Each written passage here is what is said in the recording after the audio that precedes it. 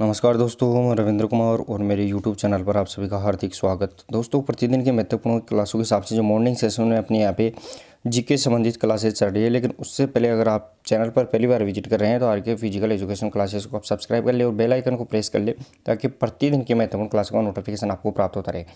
दोस्तों, यहाँ पे इवनिंग के अंदर अपन सेकंड पेपर से संबंधित और फर्स्ट पेपर की अपन मॉर्निंग के अंदर चलाते हैं, लेकिन आपको मैं बता दूं, आज थोड़ा सा यहाँ पे समय नहीं रहने के कारण थोड़ा सा बिजी है। जल्दी यहाँ पे मैं जाऊँगा आपसे, तो लगभग 20 मिनट की अपन यहाँ पे क्लास लेंगे, ज़्यादा टाइम अपन नहीं लेंगे। 20 मिनट में अपन यहाँ पे 50 MCQ करने वाले हैं जो आए हुए हैं, और लगभग अपन ने जो सीरीज जांच खत्म की थी 260 क्वेश्चन तक, अब अपन यहाँ पे स्टार्ट करने वाले हैं 261 नंबर से। तो क्लास को सभी दोस्तों एक बार शेयर और लाइक कर दे, फिर अपन यहाँ पे स्टार्ट करते हैं। ज़्यादा टाइम नहीं लेंगे, थोड़ा यहाँ पे थोड़ा काम में बिजी होने के चक्कर से आज कम समय दे पाएंगे, क्वेश्चंस भी ज़्यादा अटेंड नहीं करेंगे। तो देखिए दोस्तों, यहाँ पे पहला क्वेश्चन अपन देखते हैं। 260 क्वेश्चन तक अपन निकल लिया था, अगर नहीं देखा तो आप प्लेलिस्ट में जाकर देखना क्लासों को। देखिए दोस्तों, निम्नलिखित को सुमेलित कीजिए। एक तरफ अपन नदी का नाम, दूसरी तरफ उद्गम स्थल दिया गया है, वो अपने को यहाँ पे, और लास्ट में अपने को यहाँ पे ऑप्शन से यहाँ पे कूट मिलाना है। तो लूनी नदी कहाँ से निकलती है, वो अपने को ध्यान है, लूनी नदी नागपाड़ अजमेर से निकलती है। प्रश्न नंबर यहाँ पे 261 की बात कर रहे हैं अपन यहाँ पे। आगे देखिए दोस्तों, यहाँ पे बेड़च नदी, गोगुंदा, सोम नदी, ये बिच्चा मेड़ा की पहाड़ियों से निकलती है, और माई नदी है वो यहाँ पे विंध्याचल पहाड़ियों से निकलती है। तो प्रश्न नंबर यहाँ पे 261 का जो सही आंसर इस प्रकार रहेगा, तो वो निकल के आ गया है यहाँ पे 3 1 4 2, 3 1 4 2 इसका सही आंसर यहाँ पे रहेगा। ऑप्शन नंबर सी इसका सही आंसर रहेगा दोस्तों यहाँ पे। नेक्स्ट और आगे प्रश्न नंबर 262 देखें दोस्तों। क्वेश्चन नंबर 262, राजस्थान की सबसे बड़ी कृत्रिम झील कौन सी है? राजस्थान की सबसे बड़ी कृत्रिम मतलब यहाँ पे जो मानव द्वारा निर्मित है वो पूछी गई है। सबसे बड़ी कृत्रिम झील कौन सी है? पुष्कर, नक्की, राजसमंद या जयसमंद? 261 के अंदर बता रहा है। और क्लास को शेयर करते रहना दोस्तों, ज़्यादा से ज़्यादा शेयर और लाइक कर दे। बहुत कम समय है, आज लेंगे अपन, लगभग 50 क्वेश्चन अपन करेंगे 20 मिनट के अंदर ही। प्रश्न नंबर यहाँ पे 262 और सही आंसर रहेगा जयसमंद, उदयपुर के अंदर स्थित है, जो सबसे बड़ी कृत्रिम झील है दोस्तों यहाँ पे। नेक्स्ट और आगे प्रश्न नंबर 263, राजस्थान की किस प्रसिद्ध झील पर नटनी का चबूतरा निर्मित है? नटनी का चबूतरा है वो किस झील पर है, वो अपने यहाँ पे बता रहा है। बहुत बार ये पूछा जाता है दोस्तों यहाँ पे, नटनी का चबूतरा कहाँ स्थित है, कौन सी झील के किनारे स्थित है? प्रश्न नंबर यहाँ पे 263 और सही आंसर रहेगा दोस्तों पिछोला झील। पिछोला झील उदयपुर में स्थित है, वहाँ पे नटनी का चबूतरा स्थित है। नेक्स्ट और आगे प्रश्न नंबर 264। क्वेश्चन नंबर 264 देखिए दोस्तों, सरकार की आँख, कान तथा बाहों की भांति जिले में कौन कार्य करता है? यानी सरकार है, गवर्नमेंट की आँख, कान, नाक, इन बाहों की तरह जिले के अंदर कौन कार्य करता है, वो अपने क्या बताना। जिलाधीश, जिला पुलिस अधीक्षक, संभागीय आयुक्त या इनमें से कोई नहीं? प्रश्न नंबर 264 के अंदर बताना है, और सही आंसर रहेगा जो जिलाधीश, जिसे अपन मजिस्ट्रेट के नाम से जानते हैं, जिला मजिस्ट्रेट, वो यहाँ पे जिले के अंदर है वो कार्य करता है, जिसे अपन कलेक्टर के नाम से भी जानते हैं। ध्यान रखना, इसे अपन कलेक्टर के नाम से भी जानते हैं। नेक्स्ट और आगे प्रश्न नंबर 265 देखें दोस्तों, संविधान के किस अनुच्छेद में जिला न्यायाधीश की नियुक्ति का प्रावधान है? जिला न्यायाधीश की बात कर रहे हैं अपन यहाँ पे दोस्तों। संविधान के अंदर एकमात्र अनुच्छेद है जिसमें जिला शब्द का उल्लेख है, वो कौन सा अनुच्छेद है? तो यहाँ पे 233, ध्यान रखना है, 233 अनुच्छेद 233 जिसमें जिला शब्द का उल्लेख किया गया है और कहीं भी नहीं है। तो प्रश्न नंबर यहाँ पे 265 और सही आंसर रहेगा 233, अनुच्छेद 233 में जिला न्यायाधीश, डिस्ट्रिक्ट मजिस्ट्रेट की यहाँ पे नियुक्ति का प्रावधान है। नेक्स्ट और आगे प्रश्न नंबर 266 देखें दोस्तों, रियासतों में संबंधित समस्याओं के समाधान के लिए रियासती विभाग की स्थापना कब की गई? रियासती विभाग की स्थापना वीपी मेनन और सरदार वल्लभ भाई पटेल से संबंधित रहेगी। ध्यान रखना, सरदार पटेल और वीपी मेनन दोनों रियासती विभाग से संबंधित है। तो वो कब की गई थी, वो अपने यहाँ पे बताना है। प्रश्न नंबर 266 के अंदर, और सही आंसर रहेगा दोस्तों यहाँ पे रियासती विभाग की जो स्थापना 5 जुलाई 1947 को यहाँ पे की गई थी। नेक्स्ट और आगे प्रश्न नंबर 267 देखें दोस्तों यहाँ पे। क्वेश्चन नंबर 267,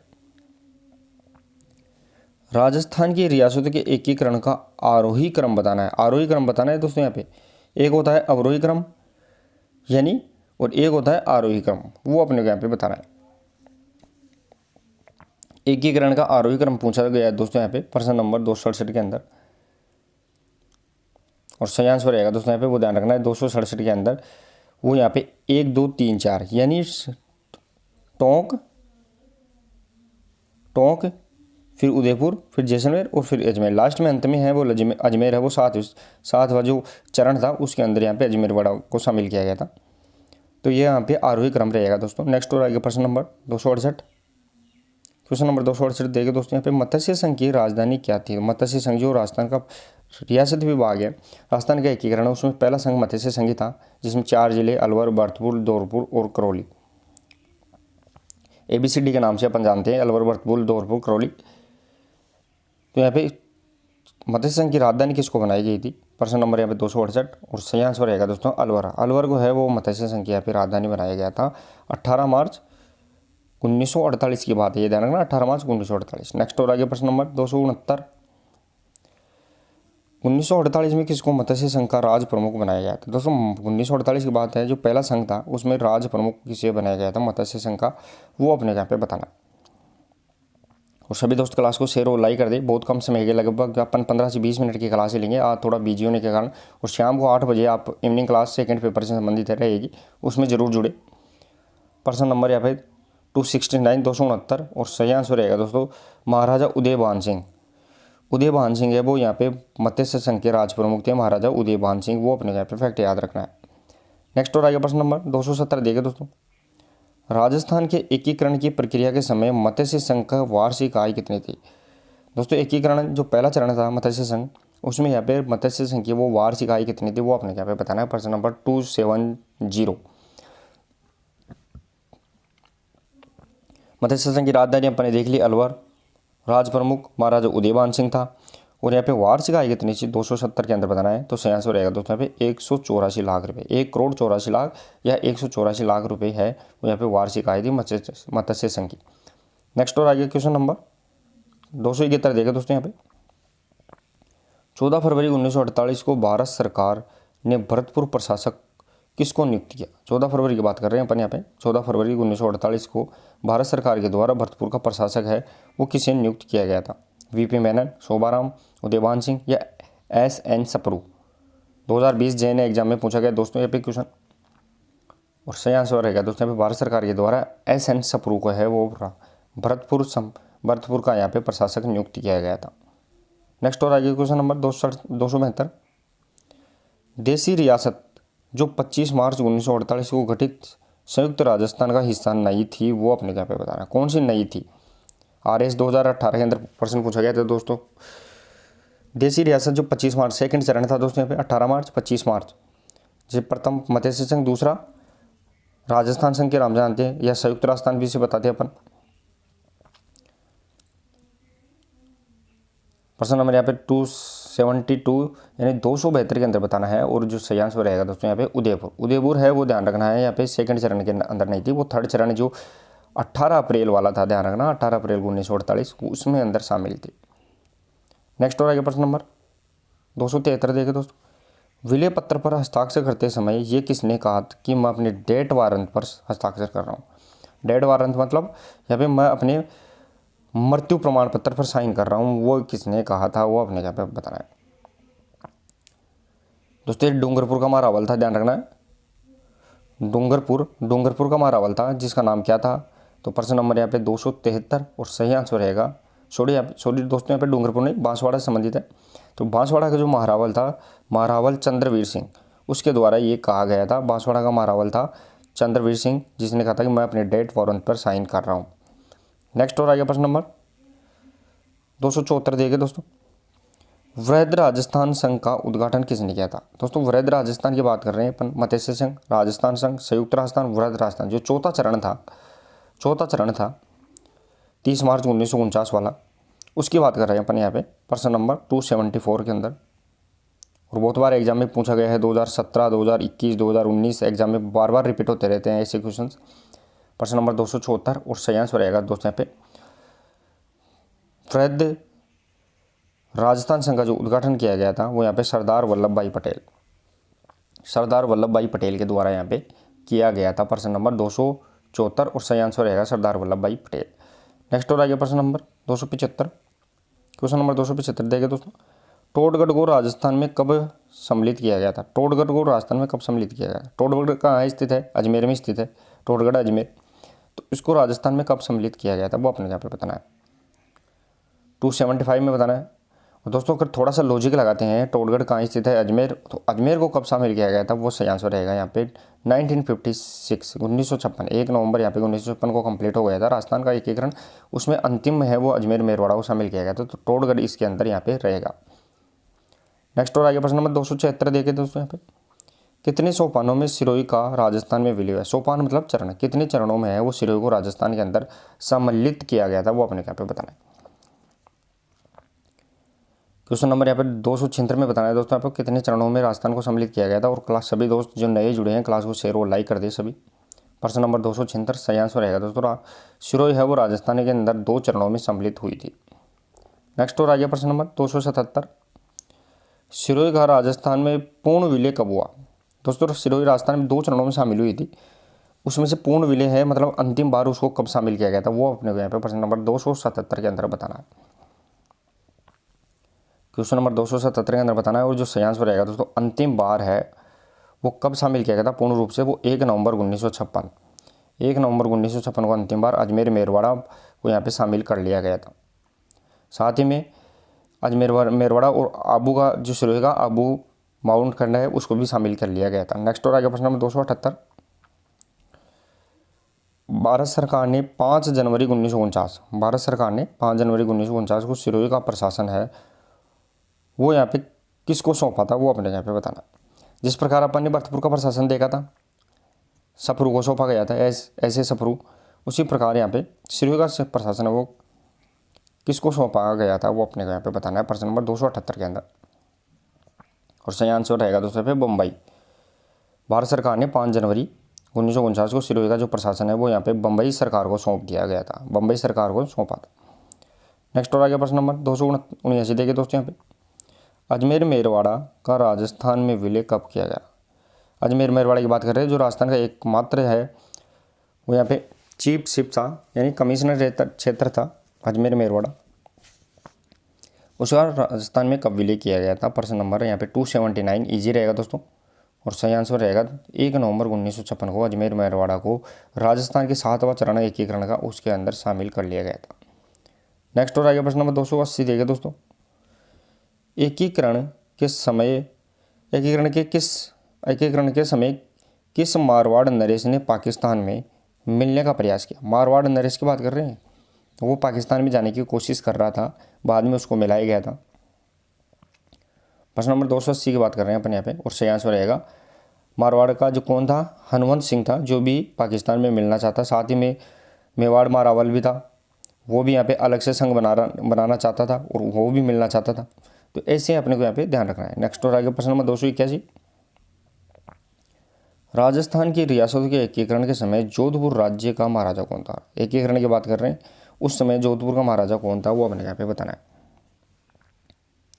दोस्तों अभी जस्ट क्वेश्चन नंबर 280 पूछा है कि जो पाकिस्तान में मिलना चाह रहा था मारवाड़ का नरेश उस समय तो कौन था? तो सही आंसर रहेगा दोस्तों यहाँ पे महाराजा हनुमंत सिंह है, वो यहाँ पे पाकिस्तान में मिलना चाह रहा था, वो इसलिए ये जोधपुर का उस समय क्या था? महाराजा था। ये भी अपने को यहाँ पे फैक्ट याद रखना है। नेक्स्ट और आगे प्रश्न नंबर 282 देखिए दोस्तों क्वेश्चन नंबर 282 भारत संघ की अधिमिलन पत्र पर हस्ताक्षर करने वाले राजस्थान के प्रथम शासक कौन थे? अधिपत्र की बात कर रहे हैं अपन यहाँ पे। भारत संघ की जो अधिमिलन पत्र है उस पर हस्ताक्षर करने वाले राजस्थान के प्रथम शासक कौन थे? प्रश्न नंबर 282 के अंदर बताना है। 282 से आंसर रहेगा बीकानेर के शार्दुल सिंह प्रथम। ध्यान रखना बीकानेर के जो शार्दुल सिंह प्रथम थे वो भारत संघ की जो अधिमिलन पत्र है उस पर साइन करने वाले पहले राजस्थान के प्रथम शासक थे। नेक्स्ट और आगे क्वेश्चन नंबर 283 देखे दोस्तों यहाँ पे राजस्थान की सभी रियासतों को मिलाकर राजस्थान यूनियन का गठन करने तो 25-26 जून 1946 को राजपूताना गुजरात व मालवा के नरेशों का सम्मेलन किसने बुलाया था? राजस्थान की सभी रियासतों को मिलाकर राजस्थान यूनियन बनाने की कोशिश की गई थी 25-26 जून 1946 को, जिसमें राजपूताना गुजरात और मालवा 3 स्टेटों को यहाँ पे शामिल करने की कोशिश की थी। वो किसके द्वारा की गई थी? प्रश्न नंबर 283 के अंदर बताना है। और सही आंसर रहेगा दोस्तों ये मेवाड़ महाराणा के द्वारा ये यहाँ पे कोशिश की गई थी। नेक्स्ट और आगे प्रश्न नंबर 284, नव राजस्थान के एकीकरण के राजधानी के मुद्दे को हल करने की एक कमेटी का गठन किया गया था, जिसके अध्यक्ष कौन थे। यानी राजस्थान बन के तैयार हो गया था, उसके बाद में राजस्थान की राजधानी कौन सी रहेगी, इसके एकीकरण के लिए कमेटी बनाई गई थी, उसके अध्यक्ष कौन थे। प्रश्न नंबर यहाँ पे 284 के अंदर बताना है, राजधानी के एकीकरण के मुद्दे को हल करने के लिए जो कमेटी बनाई गई थी उसके अध्यक्ष कौन थे, 284 के अंदर बताना है। और सही आंसर रहेगा दोस्तों यहाँ पे B.R. पटेल। B.R. पटेल है वो राजधानी एकीकरण की बात कर रहे हैं ओनली पे, यहाँ पे राजधानी के मुद्दे को हल करने के लिए जो B.R. पटेल समिति का गठन किया गया। नेक्स्ट आगे प्रश्न नंबर 285, दक्षिणी राजपूताना के छोटे राज्यों को एकीकृत करने के लिए हाड़ौती संघ बनाने का प्रस्ताव दिया। हाड़ौती संघ प्रस्ताव किसके द्वारा दिया गया था वो बताना है। जो दक्षिणी राजस्थान के जो राजस्थान है उसके जो दक्षिणी राजस्थान के जो जिले थे, डूंगरपुर, बांसवाड़ा, कोटा, बूंदी, बारा, झालावाड़, तो उनको यहाँ पे मिलाने वाले एक हाड़ौती संघ को बनाने के लिए किसने प्रस्ताव दिया था। प्रश्न नंबर 285 के अंदर बताना है। और सही आंसर रहेगा दोस्तों यहाँ पे महाराव भीम सिंह, कोटा के जो महाराज थे भीम सिंह, उसके द्वारा यहाँ पे दिया गया था। नेक्स्ट और आगे प्रश्न नंबर 286 देखिए दोस्तों, निम्न में से सुमेलित नहीं है, कौन सा यहाँ पे सुमेलित नहीं है, कौन सा यहाँ पे मैच नहीं कर रहा है, वो अपने यहाँ पे बताना है। एक तरफ अपने को चरण दिए गए हैं एकीकरण के और एक तरफ इनकी डेट दी गई है। तो यहाँ पे तृतीय चरण, चतुर्थ चरण, पंचम और षष्ठम चरण की बात कर रहे हैं अपन यहाँ पे। 286 के अंदर बताना है कौन सा सुमेलित नहीं है। अब देखिए दोस्तों तृतीय चरण है वो 18 अप्रैल 1948, बिल्कुल सही है। साथ ही में देखिए 286 के अंदर बात कर रहे हैं अपन यहाँ पे, पंचम चरण 15 मई 1949, ये भी सही है। और षष्ठम चरण 26 जनवरी 1950, ये भी सही है। साथ ही में जो चतुर्थ चरण है वो यहाँ पे 30 मार्च 1948 नहीं रहेगा, बल्कि 30 मार्च 1949 से संबंधित रहेगा। तो ये अपने को यहाँ पे ध्यान रखना है, तो इसका यहाँ पे 48 नहीं रहेगा। नेक्स्ट और आगे प्रश्न नंबर 287, राजस्थान के राजनीतिक एकीकरण की प्रक्रिया को कुल कितना समय लगा। राजस्थान को जो एकीकरण किया था उसमें कितना समय लगा था। जिस प्रकार भारत का एकीकरण करने में, संविधान बनने में 2 वर्ष 11 माह 18 दिन का समय लगा था भारत के संविधान में, उसी प्रकार राजस्थान के एकीकरण में कितना समय लगा है। 287 सही आंसर रहेगा 8 वर्ष 7 माह और 14 दिन। 8 वर्ष 7 माह और 14 दिन का समय राजस्थान के एकीकरण के अंदर लगा था। नेक्स्ट और आगे क्वेश्चन नंबर 288, आज़ादी से पूर्व नॉन सैल्यूट स्टेट ठिकाने कौन से थे। नॉन सैल्यूट जिनकी तोपों को सलामी की, नॉन सैल्यूट और आज़ादी से पूर्व नॉन सैल्यूट स्टेट ठिकाने कौन से थे जिन्हें तोपों की सलामी यहाँ पे दी जाती थी। प्रश्न नंबर यहाँ पे आज़ादी से पूर्व की बात कर रहे हैं यहाँ पे 288 के अंदर, और सही आंसर रहेगा लावा, कुशलगढ़ और नीमराणा। प्रश्न नंबर यहाँ पे उक्त सभी ये नॉन सैल्यूट थे, इन्हें तोपों की सलामी नहीं दी जाती। ध्यान रखना नॉन सैल्यूट की बात कर रहे हैं अपन यहाँ पे, वो यहाँ पे ध्यान रखना है। नेक्स्ट और आगे प्रश्न नंबर 289, क्वेश्चन नंबर 289 देखिए दोस्तों,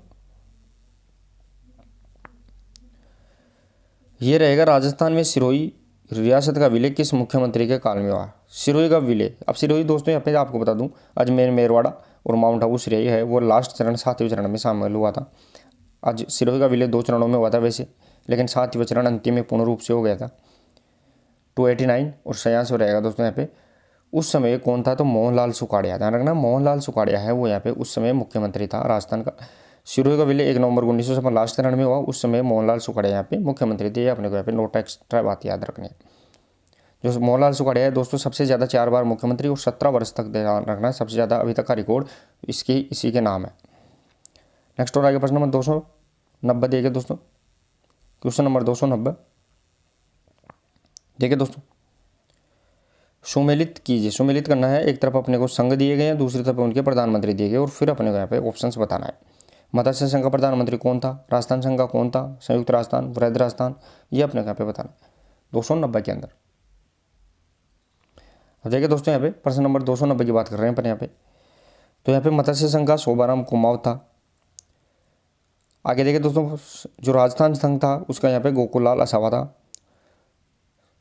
फिर था यहाँ पे संयुक्त राजस्थान का माणिक्यलाल वर्मा, और वृहद राजस्थान का यहाँ पे Hiralal Shastri. According to option 290 की बात कर रहे हैं वो यहाँ पे सही आंसर निकल के आएगा दोस्तों, वो सी इसका सही आंसर रहेगा दोस्तों। यानी शोभाराम कुमावत, गोकुललाल असावा, माणिक्यलाल वर्मा और यहाँ पे हीरालाल शास्त्री सही आंसर रहेगा। नेक्स्ट और आगे क्वेश्चन नंबर 291 देखिए दोस्तों। क्वेश्चन नंबर 291, किस आयोग की सिफारिश पर आबू दिलवाड़ा, तेसलो एवं अजमेर मेरवाड़ा क्षेत्र का राजस्थान में मिलाया गया? आबू दिलवाड़ा और अजमेर मेरवाड़ा जो 7वें चरण में मिलाया गया था, वो कौन सी कमेटी की सिफारिश पर मिलाया गया था?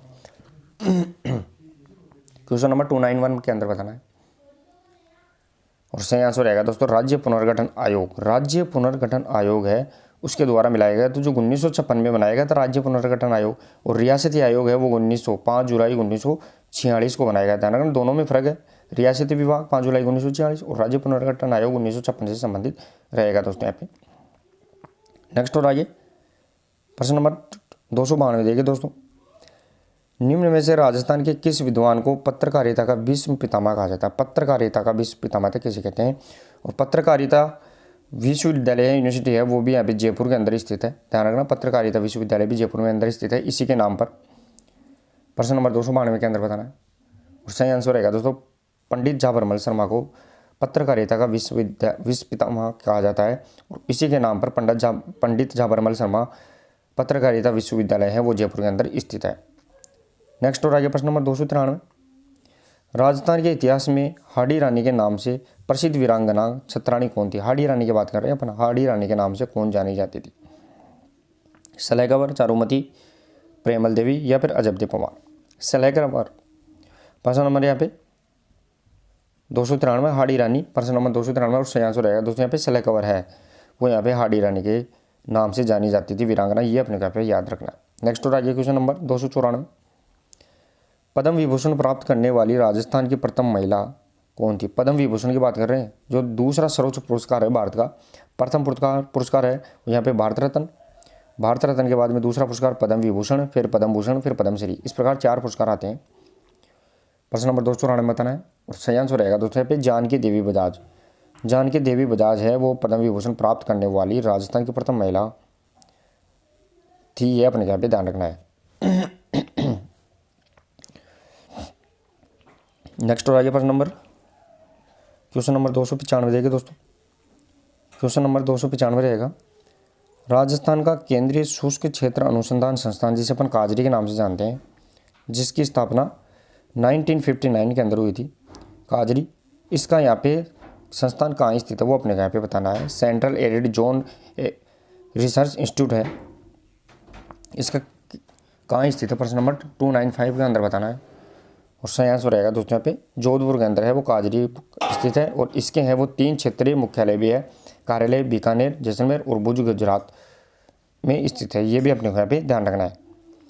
नेक्स्ट और आगे प्रश्न नंबर 296, केंद्रीय सरसों अनुसंधान केंद्र स्थित है। केंद्रीय सरसों अनुसंधान केंद्र जिसकी स्थापना 1993 से संबंधित रहेगा।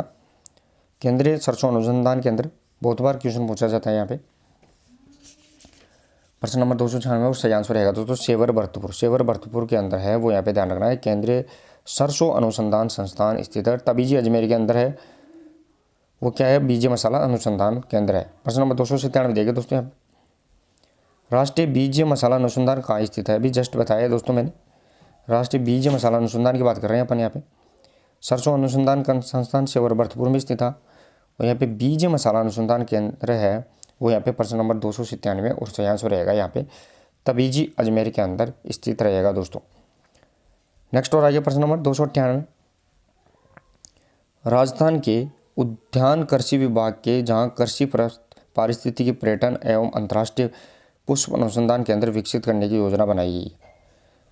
क्वेश्चन थोड़ा लंबा है, थोड़ा सा यहाँ पे ध्यान रखना है दोस्तों। यहाँ पे राजस्थान के उद्यान कृषि विभाग के जहाँ कृषि पारिस्थितिकी पर्यटन व अंतर्राष्ट्रीय पुष्प अनुसंधान संस्थान विकसित करने की योजना बनाई है।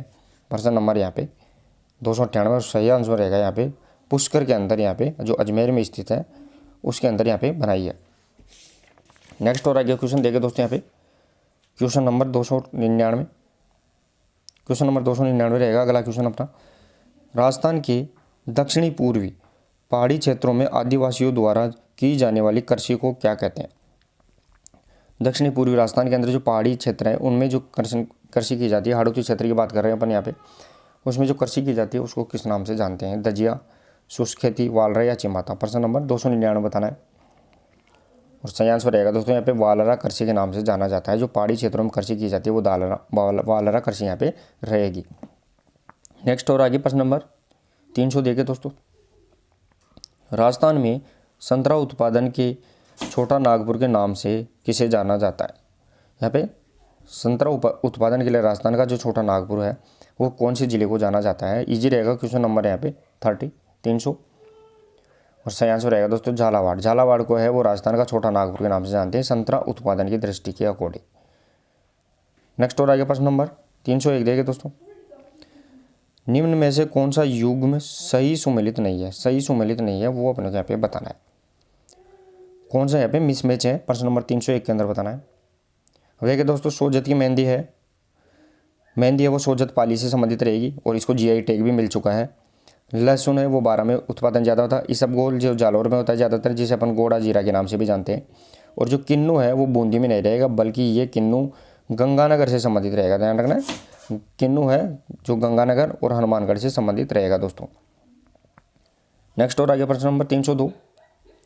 राजस्थान का वह जिला जो अब इसबगोल जीरा व टमाटर की उपज के लिए प्रसिद्ध है? कौन सा जिला है जो इसबगोल जीरा व टमाटर के लिए प्रसिद्ध है? प्रश्न नंबर 302 के अंदर बताना है और सही आंसर रहेगा दोस्तों यहाँ पे जालोर। जालोर है वो इसबगोल जिसे गोड़ा जीरा के नाम से जानते हैं उसके लिए यहाँ पे प्रसिद्ध रहेगा दोस्तों। नेक्स्ट और आगे प्रश्न नंबर 303। कौन सुमेलित नहीं है? दोस्तों यहाँ पे कौन सा इसमें सुमेलित नहीं है वो अपने यहाँ पे बताना है। एक तरफ अपने फसल दे रखी है, दूसरी तरफ इनकी किस्म दे रखी है, कौन सा यहाँ पे नहीं रहेगा? कौन सा सुमेलित नहीं है? प्रश्न नंबर 303 की बात कर रहे हैं अपन यहाँ पे। अब देखिए दोस्तों कपास है, कपास की यहाँ पे विरनार रहेगी, कपास की विरनार रहेगी। चावल माई सुगंधा रहेगी, मक्का माई कंचल रहेगी और जो यहाँ पे गेहूँ है वो यहाँ पे माई धवल यहाँ पे नहीं रहेगी। ये अपने को यहाँ पे ध्यान रखना है।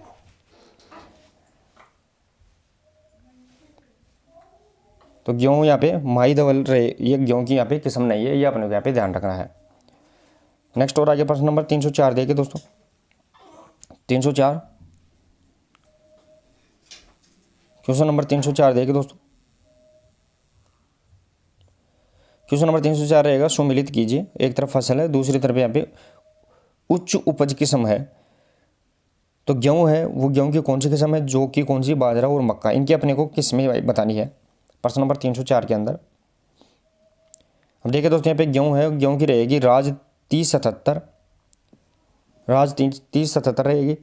साथ ही में दोस्तों यहाँ पे जो कि रहेगी वो यहाँ पे RD 2035, बाजरा रहेगी वो रहेगी दोस्तों यहाँ पे RHB 30 और मक्का रहेगी वो माई कंचन। इस प्रकार यहाँ पे 4 3 2 1 ये इसका सही आंसर यहाँ पे रहेगा दोस्तों।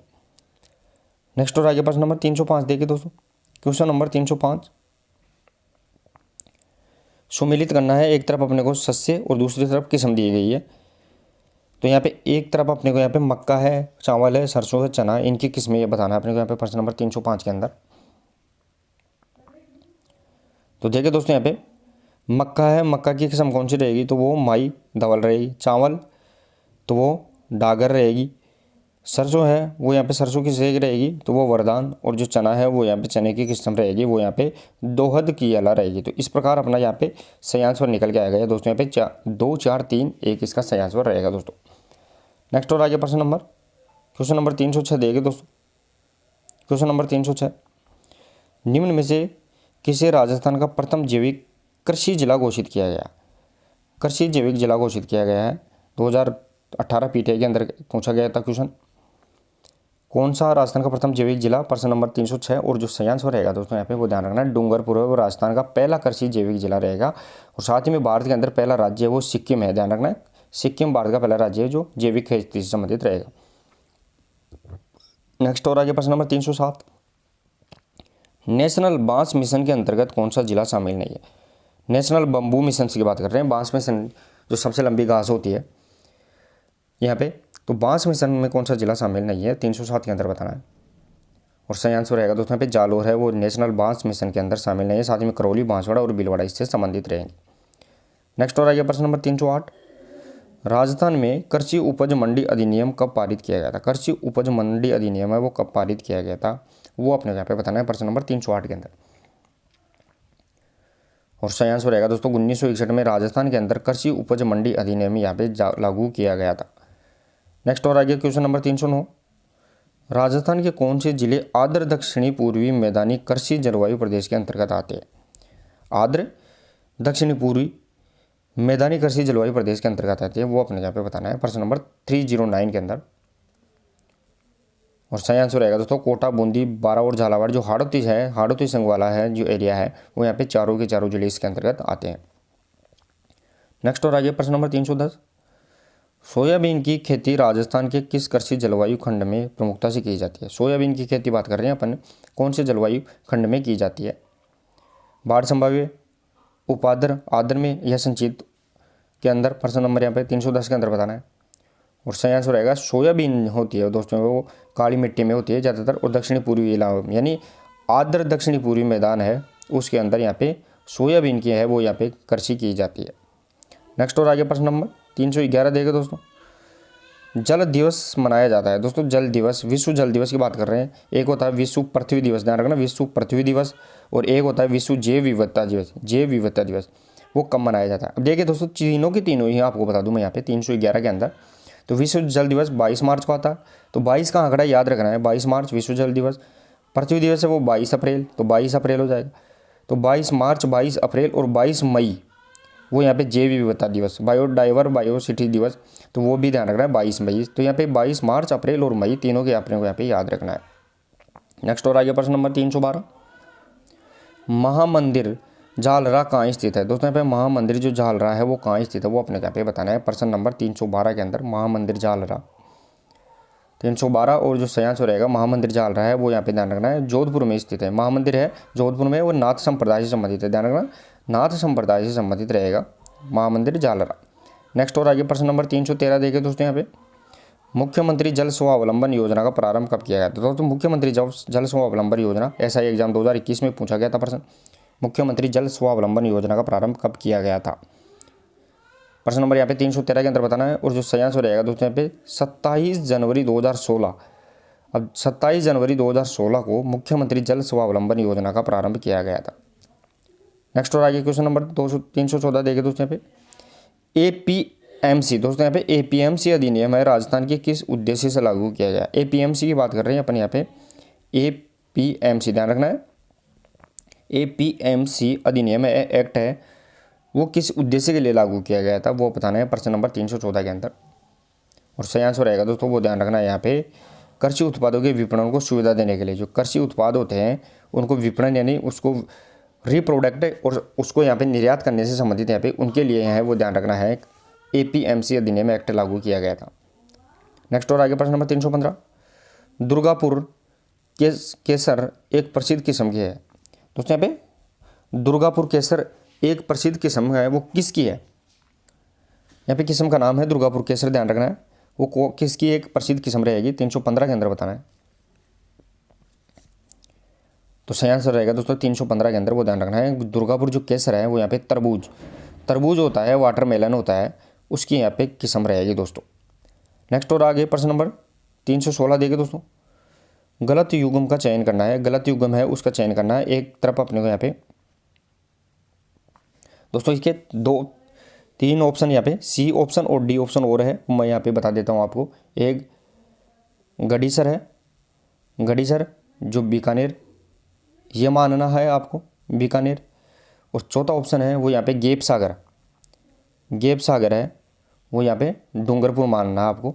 अब यहाँ पे 4 ऑप्शन हो गए हैं, तो यहाँ पे एक तरफ अपने को जल राशि और दूसरा यहाँ पे जिला दिया गया है। तो कायलाना जोधपुर, चांदबावड़ी, दौसा, गडीसर बीकानेर है, या फिर गेप सागर वो डूंगरपुर में है। तो यहाँ पे कौन सी गलत है?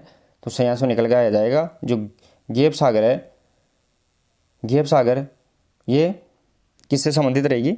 सॉरी हाँ गडीसर है, ये बीकानेर से संबंधित है, ये नहीं रहेगी। गडीसर है वो यहाँ पे जैसलमेर से संबंधित रहेगी। तो चलिए दोस्तों ये अपन ने आज 316 तक क्वेश्चन किए हैं और आशा और उम्मीद करता हूँ अच्छे भी लगे होंगे, क्योंकि थोड़ा सा टाइम कम होने के कारण अपन कम क्वेश्चंस करें, लगभग 50 क्वेश्चन के आसपास ही अपन ने किए। तो मिलते हैं सब 8 बजे शाम को सेकंड पेपर से संबंधित MCQs के साथ। तब तक के लिए धन्यवाद, थैंक यू सो मच।